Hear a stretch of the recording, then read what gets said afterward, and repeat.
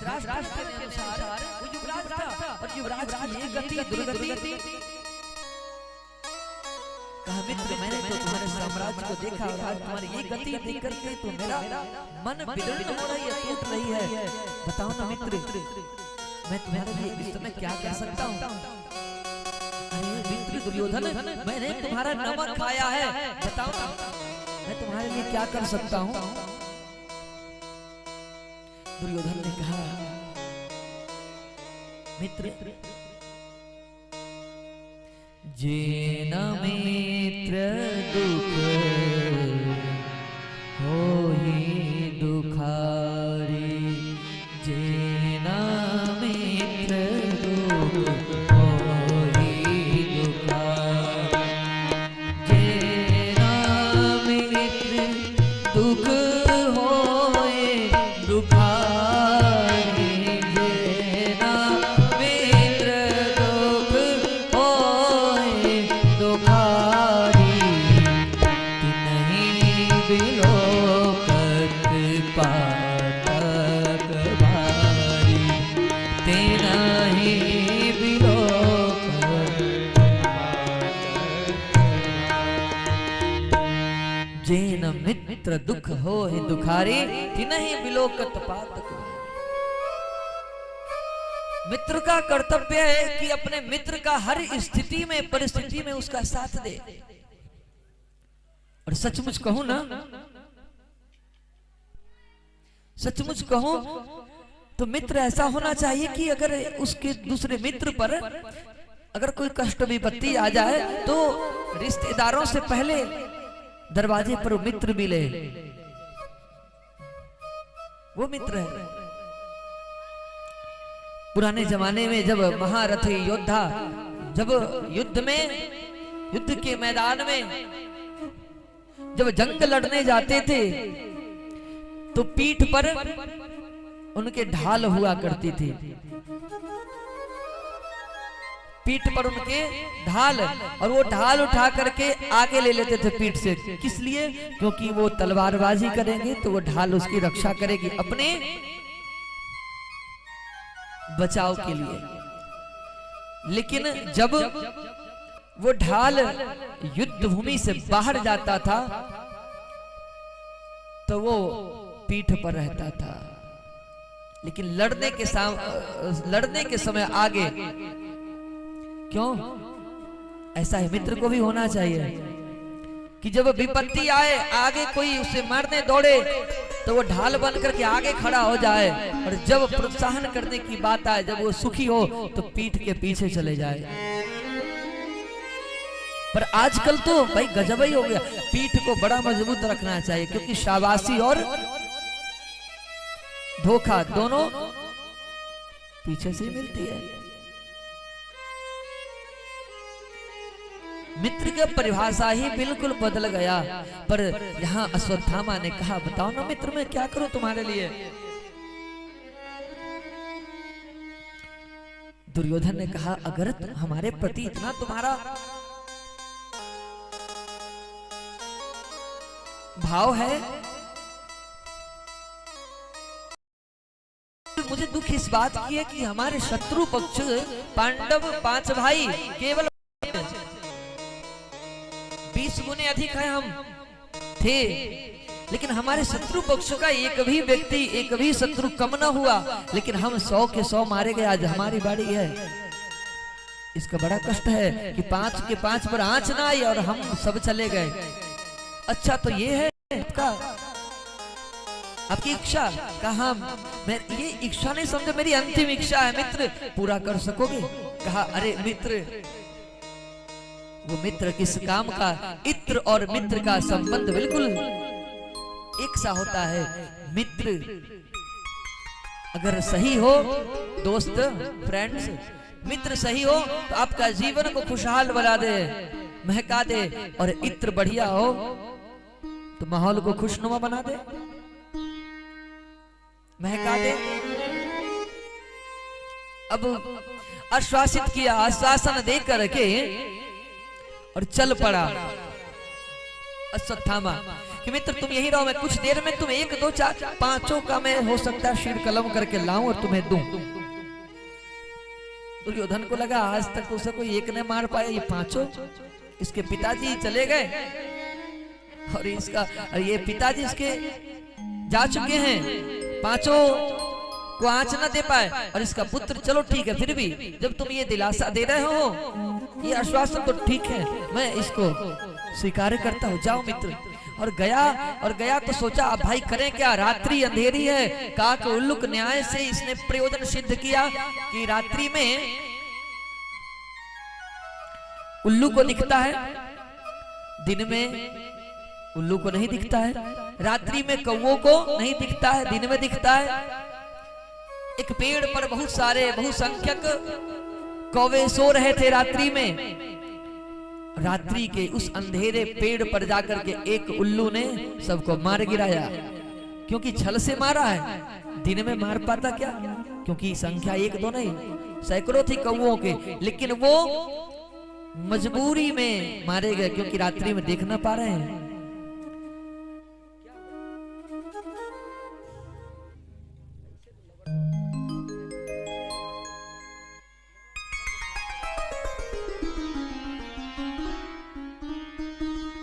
तो महाराज ये गया और पांडवों के शिविर में घुस गया। वहां पांडव नहीं, पांडव पुत्र सो रहे थे। आज पांडव पुत्र सो रहे हैं, उसको ये जाना कि ये पांडव है, पांडव पुत्र नहीं है, पांडव है, क्योंकि पांडवों ने आज भगवान के साथ और मैया कुंती के साथ और इतना ही नहीं द्रौपदी के साथ आज चले गए हैं विजयश्री की प्रथम रात्रि को सेलिब्रेट करने, मनाने धूमधाम से। इधर पांडव के पुत्र आज पांडव के सैया पर यानी शयन कक्ष में सो रहे हैं, उनके बिस्तर पर। अब यह अश्वत्थामा गया और इसने समझा आज तो मिल गया मामला, आज तो यहीं पर समाप्त करेंगे। और उसने उठाया तलवार, 5 का सिर कलम किया, धड़ से अलग किया, बोरे में कस करके लेकर के भागा। वहां से भागा, मित्र दुर्योधन के पास लाकर कहा, देखो मित्र तुमने एक कह रहा था, देखो मैंने 5 को सिर अभी कलम करके ले आया। दुर्योधन तो बड़ा प्रसन्न हुआ, मित्र हो तो तुम्हारे जैसा। पर दुर्योधन ने थोड़ा सा ये अचंभित श्लेष हुआ कि आखिर ये कैसे मार पाया होगा, मुझे थोड़ा भय हो रहा है, क्योंकि ये असंभव है। पांडव के साथ भगवान है और भगवान के होते भला भक्तों पर तो उसने, वो तो एकदम घायल मूर्छित था, जख्मी था, उसने बोरे में रखी हुई मस्तक को छुआ तो बालक जो छोटा छोटा होता है ना, उसका मस्तक बड़ा ढीला होता है, नाजुक होता है यहाँ पर। उसने ऐसे किया तो वो दब गया। तो कहा ये तो, अरे ये तो पांडवों का मस्तक नहीं, अरे भीमसेन का मस्तक तो विशाल है, वो मस्तक नहीं है, ये तो छोटा छोटा जरूर कोई बालक है। देख पता चला ये पांडव नहीं, पांडव पुत्र है। अब तो बहुत व्यथा हुई, बड़ा दर्द हुआ, दुख हुआ। अरे मित्र तुम तो मित्र नहीं गद्दार हो यार, तुम तो कम से कम हमारे कुल में पानी देने वाला भी नहीं छोड़ा। अरे भला इन बच्चों से मेरा क्या दुश्मनी शत्रुता रही, इसके पिता से था। हम तो जा रहे हैं लेकिन तुमने तो मेरे कुल में पानी देने वाला नहीं छोड़ा। ये सोचते विचारते करते मरते इस तरह से उसका प्राणांत हो जाता है, दुर्योधन का मृत्यु हो जाती है, मर जाता है।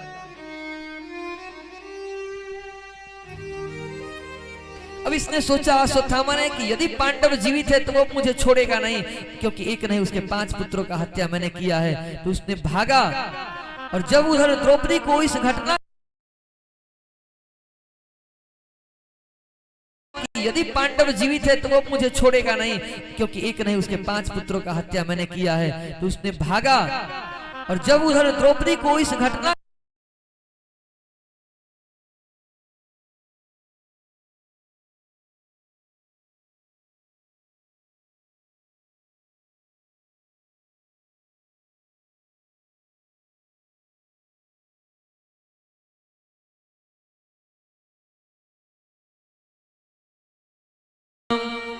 निधनं सुतानां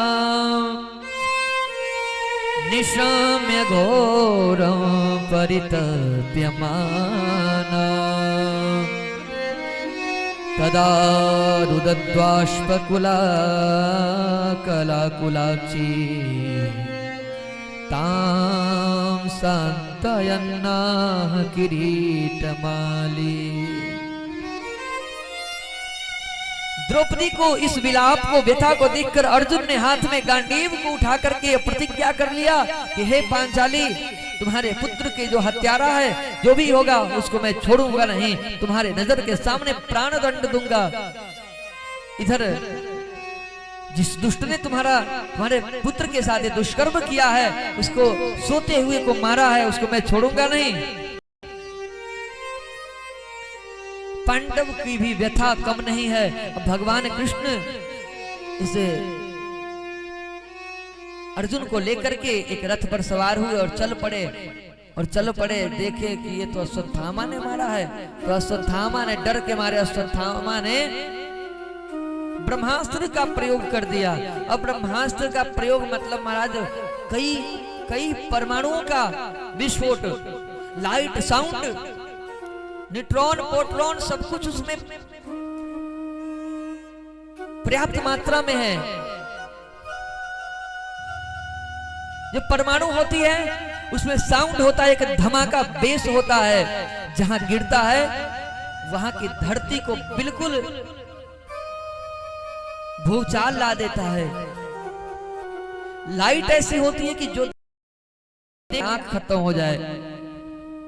उसमें तेज अग्नि होती है ऐसी कि एक चिंगारी भी पड़ जाए तो उसका अंग खराब हो जाए, मर भी जाए। और महाराज उसमें जो पॉइजन होता है, 5 चीजों से परमाणु बनती है, जिसमें पॉइजन है, लाइट है, साउंड है और अग्नि है। पॉइजन का एक अंश भी किसी के ऊपर पड़े तो वो पॉइजन इतना जहरीला होता है कि शरीर के गला करके हड्डी ही बचने दे केवल। आपने पढ़ा होगा ना, जापान में एक परमाणु बम जब गिरा था, वो कौन सा सिटी,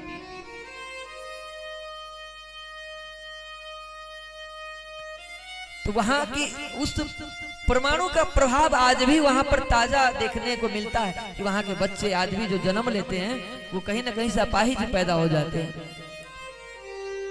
क्योंकि वहां के वातावरण प्रकृति में समा चुका है। हिरोशिमा शायद नाम है। तो अब अश्वत्थामा ने जो ब्रह्मास्त्र छोड़ा महाराज, इसका प्रकोप कम नहीं है। भगवान ने कहा अर्जुन तुम्हें भी तो आता है और तुम तो ब्रह्मास्त्र के प्रयोग करते हुए बड़े चतुर हो, उससे अधिक तुम्हारे पास वो विद्या है, क्योंकि वो उसके जो पिता द्रोणाचार्य जी तुम्हें श्रेष्ठ गांडीवधारी बना करके गए हैं और वो विद्या जो अपने पुत्र को न दी सुन तुम्हें प्राप्त है, तो तुम इसके लिए बेचैन मत होना, तुरंत तुम भी उसका जवाब दो।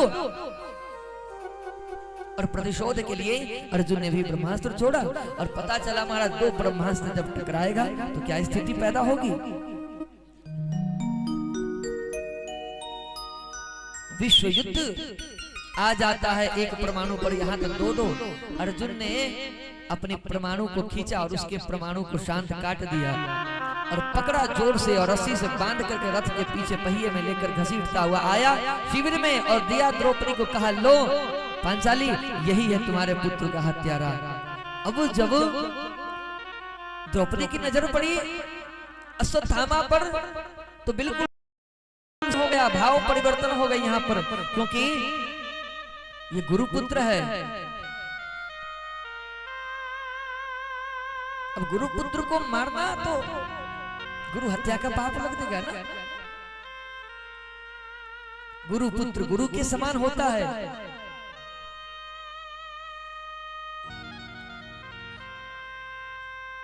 बंधा हुआ, जकड़ा हुआ रस्सियों से,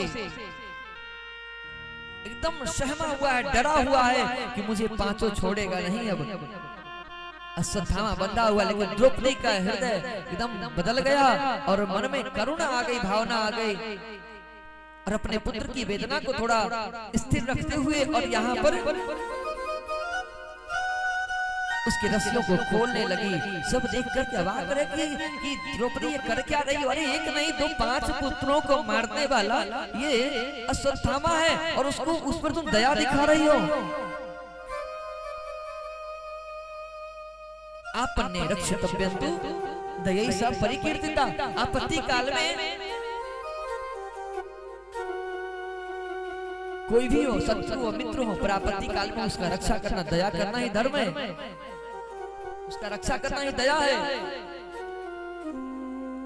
अरे क्या बताऊं, द्रौपदी ने कहा कि अरे भूल गए एहसान अपने गुरु, एहसान को मत भूलो।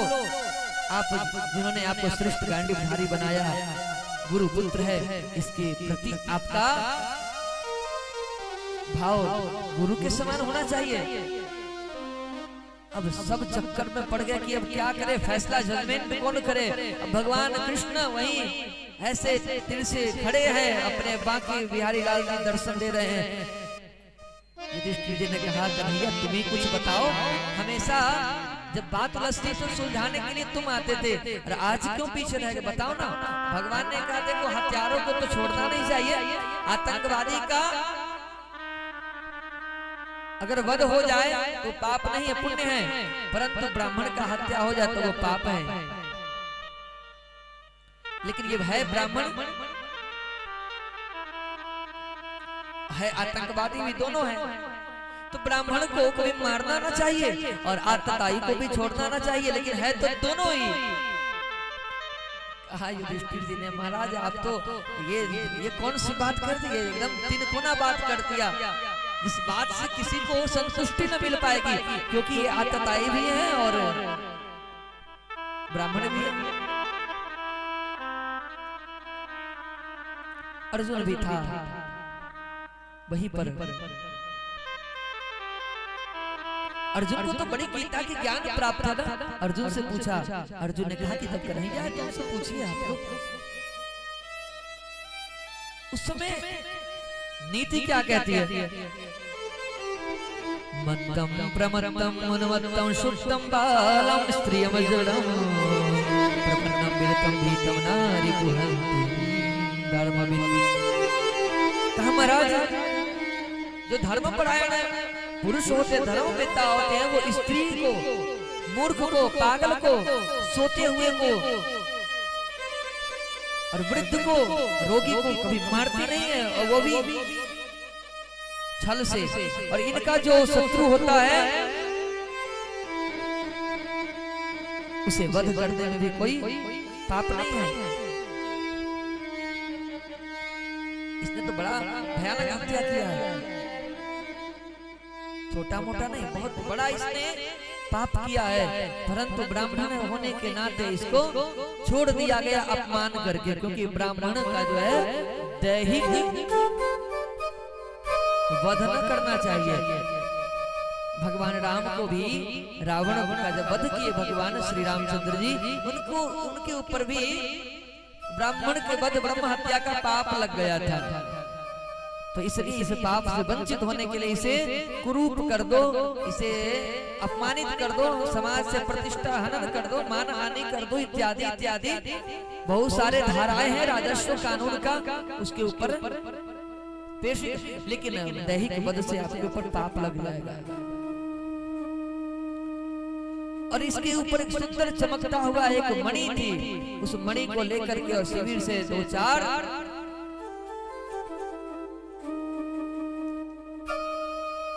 पैरों से प्रहार करके उसे बाहर फेंक दिया।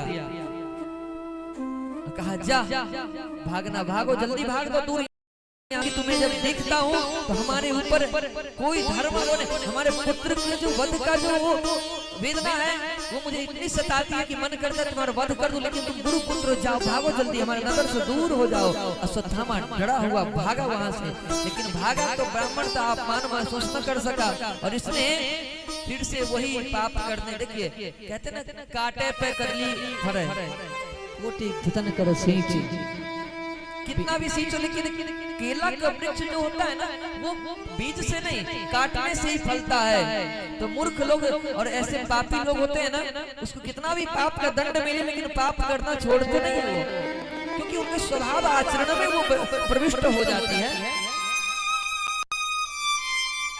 और उनका एक दिन अंत होता है तो बड़ी दुर्गति होती है। बस कृपा तब करते हैं जब आपका निर्मल मन हो जाएगा ना, तो खुद ही कृपा करेंगे। निर्मल मन जन सो मोहि पावा, निर्मल मन सो मोहि पावा, मोहि कपट छल छिद्र न भावा, मोहि कपट छिद्र न भावा, निर्मल मन जन सो मोहि पावा। महाराज इसका कोई अतिरिक्त है नहीं, भगवान की अनन्याश्रित हो चुकी है। जब दुनिया वाले कष्ट दे ना तो किसी से कहने मत जाइए, नहीं तो कष्ट आपका 4, 6, 10 गुना ज्यादा बढ़ जाएगा। अपने इष्ट से, अपने प्रभु से विनती कीजिए कि प्रभु आप ही हैं, दूसरा कोई नहीं है। गलतियां हम किए होंगे, इंसान हैं, पर माफ करना प्रभु, आपका काम है। मुझे रक्षा कर लो प्रभु, मुझे रक्षा कर लो।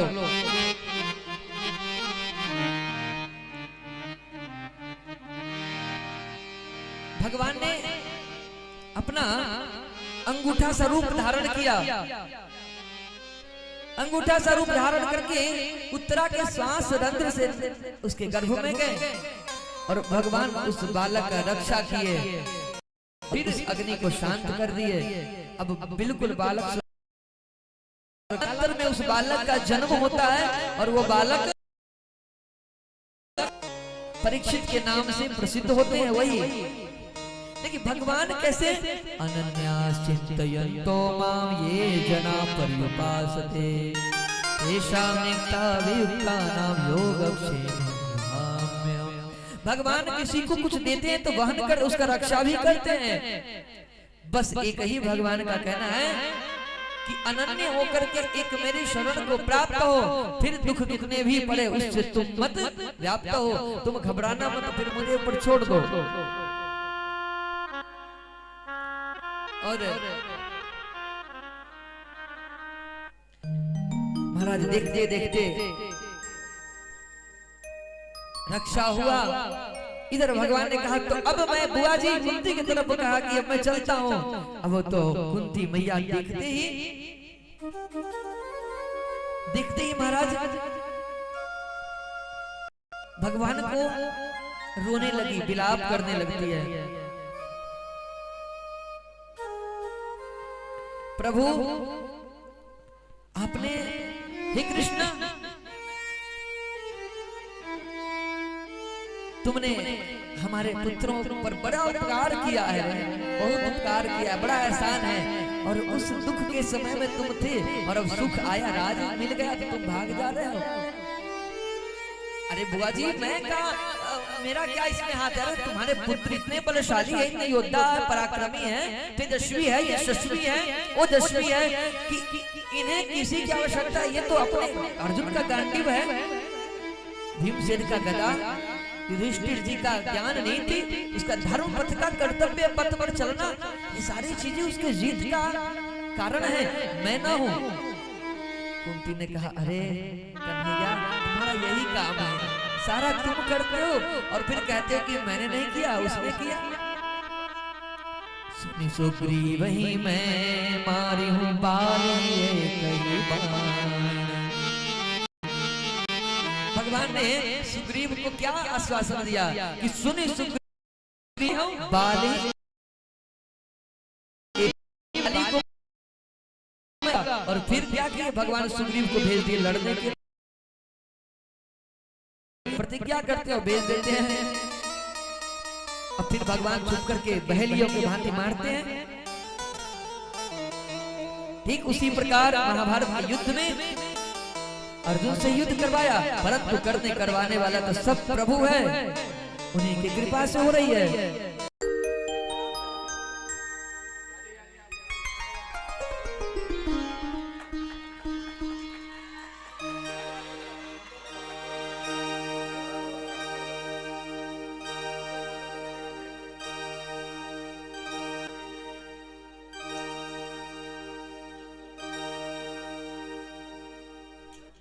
पैर हाथ धो करके ही कहीं बाहर से आइए तो घर में जाइए। अब कई लोग क्या करते हैं, बाहर से सीधा किचन में घुस गए किच किच करने। किचन में सबसे पहले तो बिना स्नान करने जाना ही नहीं चाहिए, क्योंकि बिना स्नान किया भोजन बनाते हैं। तो महाराज भगवान तो जाने लगे। कुंती मैया ने कहा कि कन्हैया तुम तो हमारे बच्चों को रक्षा करिए हो ना, तूफान आंधियों में तुमने दिया सहारा, मैं कुछ न कर सकता, उस समय तुमने दिया सहारा। अरे इतना ही नहीं, मेरे कुलवधू की रक्षा, वंशधर की रक्षा आपने किया है गोविंद। ये तो सब आपके आंखों के सामने अभी अभी घटना हुई। भगवान बोले रे बुआ जी, ये लंबी लंबी ये सब महिमा गा क्यों रहे हैं? देखिए अपने भतीजे को भगवान बनाकर खड़े कर दिए। भतीजे हैं वसुदेव जी कुंती मैया के भाई लगते हैं, और वसुदेव के पुत्र हैं भगवान कृष्ण, ये बुआ और भतीजा।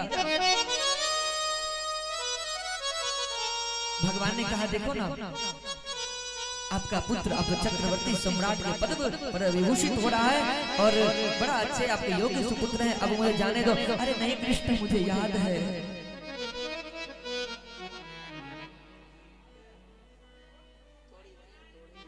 क्या कहें महाराज, हे कन्हैया मुझे याद है वो दिन जब लाक्षागृह में हमारे 5 पुत्रों को मारने की साजिश रची गई थी। उस साजिश में रंजिश क्या महाराज, उस साजिश में भला बच पाता मेरा पुत्र? ये तो आपकी कृपा हुई कन्हैया, तो मेरे पुत्र 5 के 5 बच गए, एक पर आंच तक नहीं आई। लेकिन हे कृष्ण, मुझे पता है कि आप दुख में ही आते हो, रहते हो साथ, तो मैं आपसे एक चीज मांगना चाहता हूँ। भगवान ने कहा मांगो ना बुआ, बुआ जी मांग लो। कहा कि मैं ये मांगना चाहती हूँ कि अगर तुम दुख रहने पर साथ रहते हो तो मुझे ये दो कि हमारे जीवन से कभी विपत्ति समाप्त ही न होवे, हमेशा दुख ही रहे हमारे जीवन में। विपद संतु नः शाश्वत तत्रहुता जगत गुरु भवतो दर्शनो यस्यात् भवदर्शना। जब तक जीवन है तब तक विपत्ति इसी प्रकार से आती रहे कन्हैया, विपत्तियों का पहाड़ टूटता रहे, विपत्तियों का कभी सूर्य अस्त न हो गए। भगवान बोले जय हो। कितने वर्षों तक विपत्ति का कष्ट होगा, लोग विपत्ति के नाम से कांपते हैं और आप विपत्ति का वर चाहती है। भगवान ने कहा देखो भैया, देखो बुआ, मेरे पास दुख कुछ नहीं है, कष्ट नहीं है, क्योंकि मेरे पास सुख है। और समोसे के दुकान में आप पुस्तक लेने जाएंगे तो ये संभव नहीं है, क्योंकि भगवान तो शाश्वत सुखालय है और ये संसार दुखालय है। इस संसार में कष्ट मिल सकता है, लेकिन भगवान के पास तो कष्ट नहीं है, सुख है। जो आनंद सिंधु सुख राशि, जो आनंद सिंधु सुख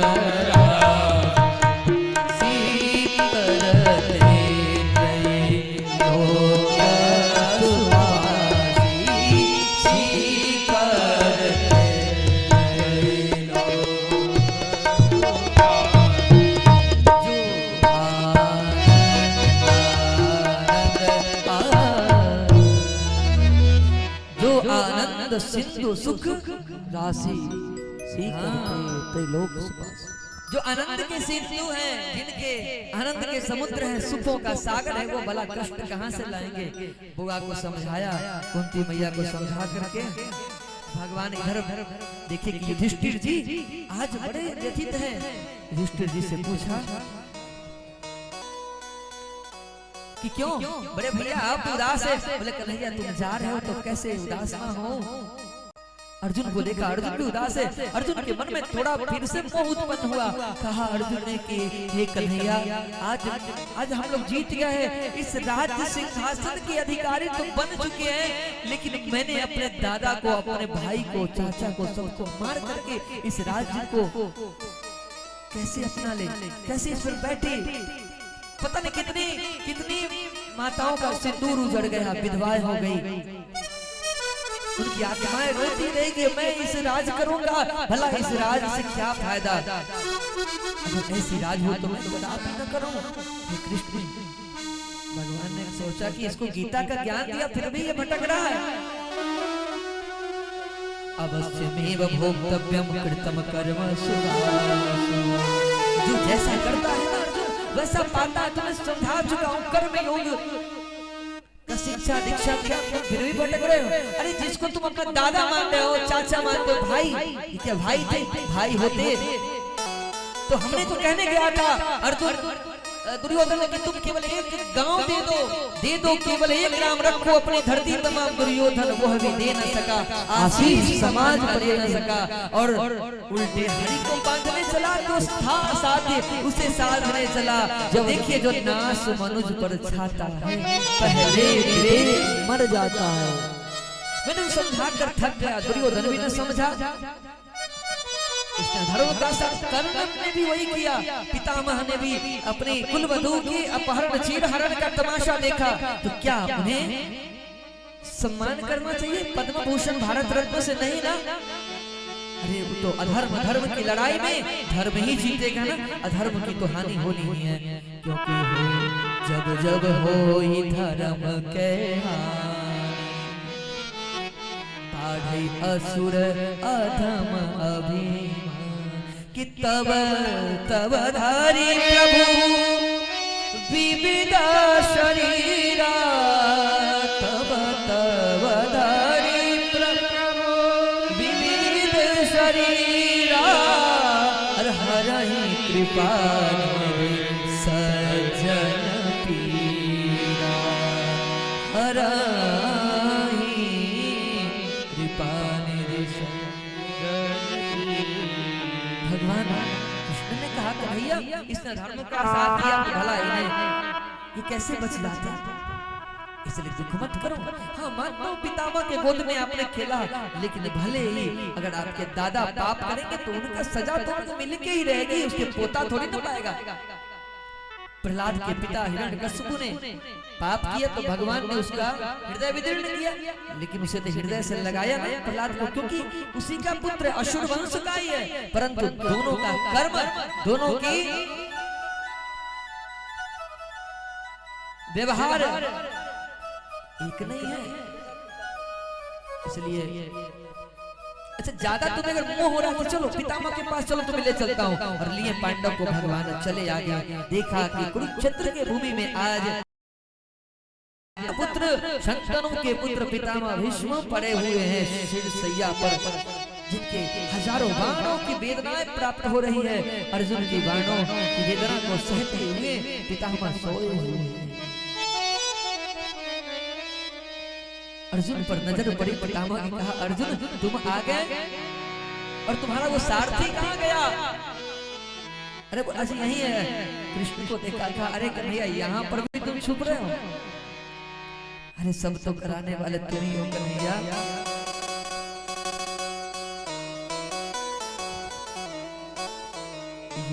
मन्यसे मातुल्यं प्रियमित्रं सुहृदतमं अकरहो सजीवं दूतं सौदारत सारते।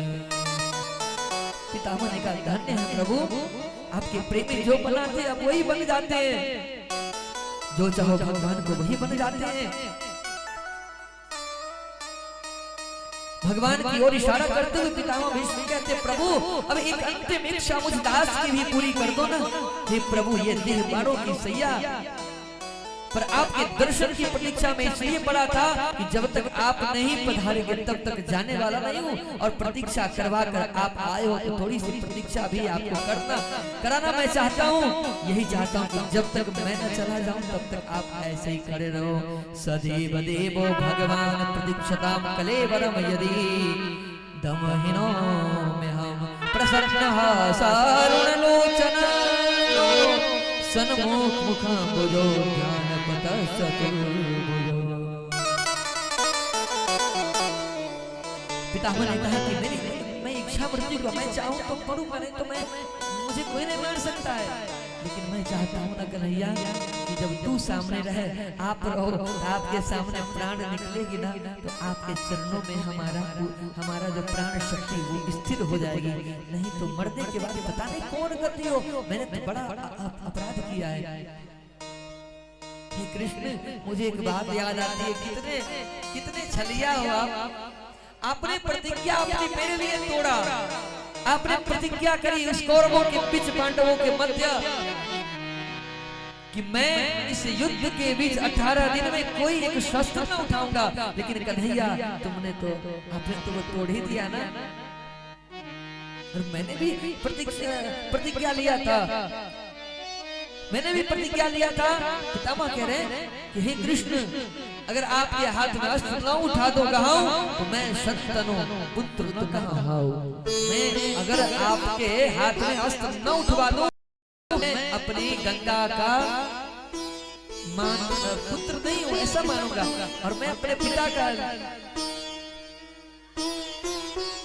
लेकिन हे कन्हैया, आप हमारी प्रतिज्ञा को बचाने के लिए आपने अपनी निजी प्रतिज्ञा को तोड़ा कि प्रबल प्रेम के पाले पड़कर अरे प्रभु को नियम बदलते देखा, अपना मान टाल जाए पर भक्त का मान टलते देखा, भक्त का मान न टलते देख। मैंने देखा आपने कैसे तोड़ा अस्त्र। हे कृष्ण, मेरी एक अंतिम अभिलाषा है कि मेरे पास एक पुत्री है। कहा आप पितामह, आप तो नहीं संतान, आपने तो विवाह ही नहीं किया। पुत्री इतिमति रूप कल्पिता कृष्णा भगवती कल्पिता कृष्णा भगवते शाश्वत ससुख मुगति क्वचित् हर्त प्रकृति मुपीयुष यद्भवप्रभाः सपनि शक्ति बचो निशम्यमति निज परयोर्भगयोरथं निरेश स्थितवति परसैनिकायुरत्ना नित्यवति पार्थ सखेरतिर्ममा। हे कृष्ण, मेरी कोई पुत्री कोई और नहीं, इतिमति रूप कल्पिता अपनी अविवाहिता बेटी का विवाह कर देना चाहता हूँ आपसे, और अपनी बुद्धि को भगवान श्री कृष्ण को प्रदान कर दिया। और बुद्धि जो होती है ना वो भी पुत्री ही है, और पितामह ने अपने बुद्धि को भगवान श्री कृष्ण के साथ शोभायमान करके, और पितामह अपने प्राण को यहीं पर स्थिर किया, प्राण शक्ति स्थिर करते हुए महाराज इसी प्रकार से पितामह भीष्म की अंतिम सांस छूट गई और अपने प्राण को भगवान कन्हैया के चरणों में लगा दिया। 6 महीने से उत्तरायण के प्रतीक्षा में थे। उत्तरायण जो होता है जब मकर संक्रांति के दिन से 6 महीने कर्क राशि तक के बीच में जिसकी मृत्यु होती है वो भगवान के धाम को जाते हैं। अगर उन्होंने जीवन में दान पुण्य अगर शुभ कार्य किया हो तो भगवान को देखते हुए ध्यान डाले तुम सामने हो। भगवान के समय में कि मुरली बजाते मन को लुभाते, अरे यही गीत गाकर मैं निज प्राण त्यागूं, हे नाथ नारायण वासुदेवा श्री कृष्ण गोविंद हरे। इस प्रकार से जीवन की अंतिम आशाएं टूटी और आशा निराशा में न बदला, वो भगवान श्री कृष्ण के चरणों में व्याप्त हो गया। बोलिए बांके बिहारी लाल की जय, भक्त वत्सल भगवान की जय। पितामह पर कृपा करने के बाद कहते हैं कि कौरवों के जो पिता हैं धृतराष्ट्र आज भी पांडवों के बीच रहते हैं, भोजन करते हैं, अपना व्यवहार में हैं। लेकिन ये विदुर जी को अच्छा न लगा। विदुर जी ने कहा कि अरे अरे हमारे भाई हो, शर्म करो, जिन पांडवों को मारने का षड्यंत्र करने का एक भी क्रिया तुमने नहीं छोड़ा भाई, आज उसी के तुम टुकड़े को खा करके जी रहे हो, शर्म आनी चाहिए। लाल से मर क्यों नहीं जाते, जिंदा क्यों हो? जिसको मारना चाहते थे आज वही तुम्हें पालन कर रहा है, वही पोषण कर रहा है। बात को समझाया और वो निकल पड़े और निकले आगे। विदुर जी महाराज भी चल पड़े और ये धृतराष्ट्र जी महाराज भी चले गए। अब हुआ क्या कि भगवान के साथ अर्जुन गए थे। अर्जुन गए और बहुत दिन हो गए, अब तक आए नहीं। लेकिन 7 महीने तक अर्जुन अभी तक लौट कर नहीं आया, ना कोई संदेश मिला। अचानक अर्जुन को देखा जब आते हुए तो पांडव दौड़ पड़े, आश्चर्य। अरे अर्जुन के मुख पर वो तेजस्वी चेहरा, आज चमकता हुआ चांद सा चेहरा आज उतरा क्यों है? क्या हुआ? अरे आज हो क्या गया है? अरे अर्जुन बताओ ना क्या हुआ? आपने कभी किसी बालक, भूखे बालक को छोड़ करके भोजन तो न कर लिया? किसी रोगी को औषधि दिए बगैर तुमने मीठा कुछ शुभ कुछ व्यंजन पदार्थ तो नहीं खाया? किसी का अपराध तो न भगवता अपराध तो नहीं लग गया? अरे क्या हुआ बताओ ना, बताओ ना क्या हुआ? अर्जुन अर्जुन की आवाज रुक गई है, उसका जो बोल खत्म होती दिख रही है। क्या करे महाराज, अर्जुन बड़ा व्यथित है। नकुल आए, सहदेव आए, भीम आए, अरे क्या हुआ भैया अर्जुन, आप बोल क्यों नहीं रहे हैं? आप इतने शांत क्यों हैं? आप तो बोलते हुए अच्छे लगते ना, बोलिए ना भैया। किसने आपको कष्ट दिया? किसी ने कुछ कहा? किसी ने कुल परंपरा को लेकर के कुछ गलत तो नहीं कहा? क्या हुआ?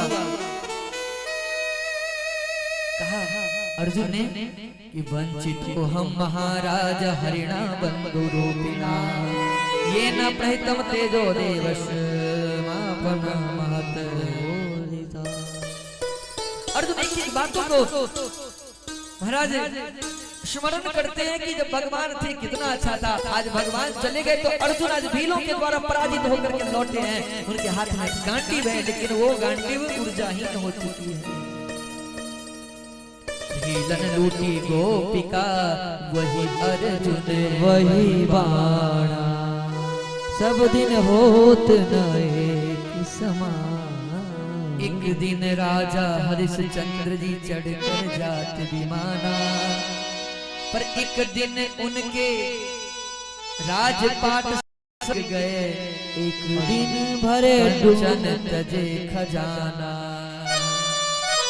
एक दिन राजा हरिश्चंद्र राजा थे, लेकिन दूसरे दिन काशी की नगरी में जाकर के डोम के राजा है वहां का, श्मशान का, उसके अधीनस्थ में काम कर एक सम्राट। क्या है ये? समय ही तो है। समय समय की बात है, किसी समय का दिन बड़ा, किसी समय की रात है।